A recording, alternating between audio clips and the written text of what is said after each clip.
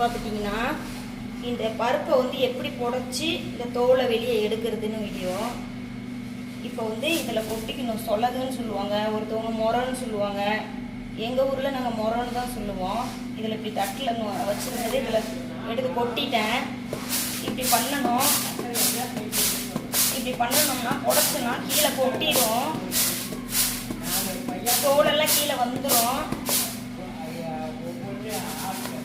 தோலெல்லாம் வந்துருச்சுன்னா அதுக்கப்புறமேட்டுக்கு பருப்பாக ரெடியாக இருக்குது. இங்கே பாருங்க, கையில் எடுத்து காமிக்கிறேன். இப்போ இது பருப்பாயிருச்சு, ரெடியாக இருக்குது குழம்புக்கு.